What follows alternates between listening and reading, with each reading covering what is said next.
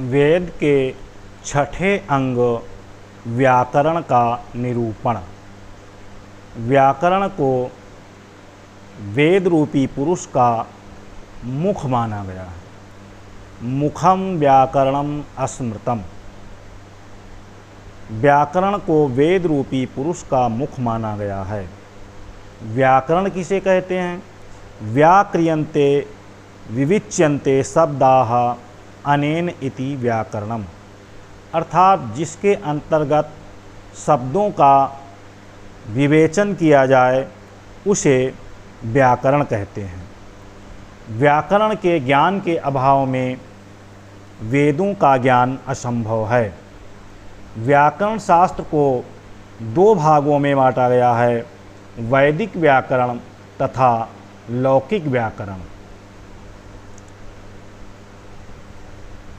व्याकरण शास्त्र में पद, पदार्थ, वाक्य, वाक्यार्थ आदि का विवेचन प्राप्त होता है। ऋग्वेद के एक मंत्र में व्याकरण शास्त्र को एक वृषभ के रूप में उल्लिखित किया गया है, अर्थात एक बैल के रूप में उल्लिखित किया गया है।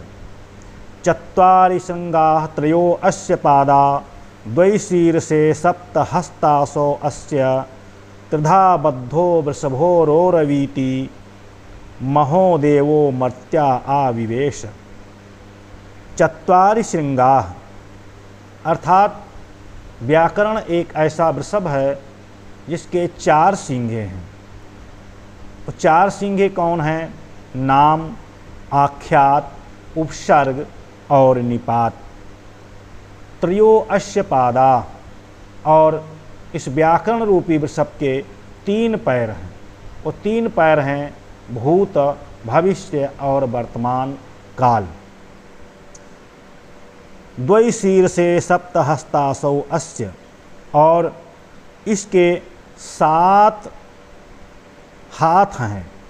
7 हाथ अर्थात 7 विभक्तियां हैं।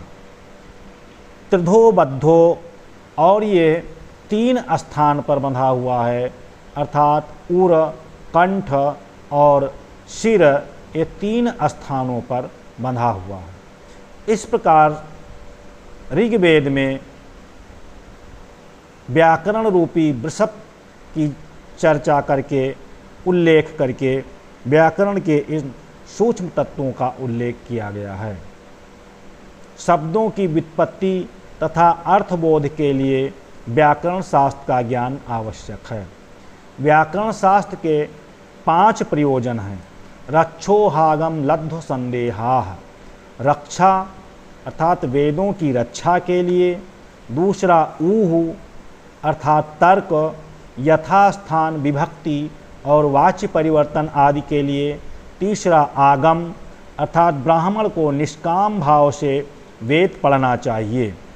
लघु अर्थात सरल ढंग से शब्द ज्ञान के लिए।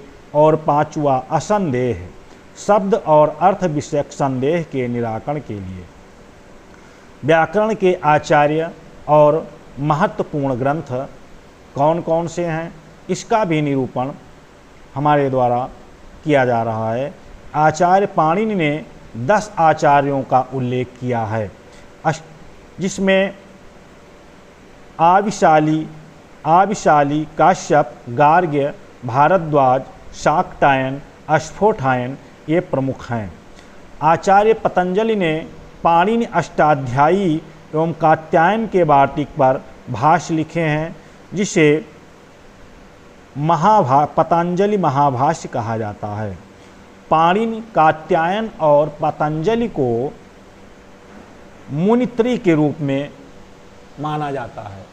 इनकी गणना मुनित्रयी के रूप में की गई है। और भर्तृहरि का वाक्पदीय दार्शनिक व्याकरण का उदाहरण है। इसके अतिरिक्त भट्टोजी दीक्षित, कैयट, नागेश भट्ट, भरद्वाज आदि व्याकरण आचार्य हुए हैं। इसके अतिरिक्त चारों वेदों पर आधारित प्रातिशाख्य ग्रंथ लिखे गए हैं। इसे वेदों के अध्ययन के लिए व्याकरण शास्त्र का ज्ञान होना परम आवश्यक है।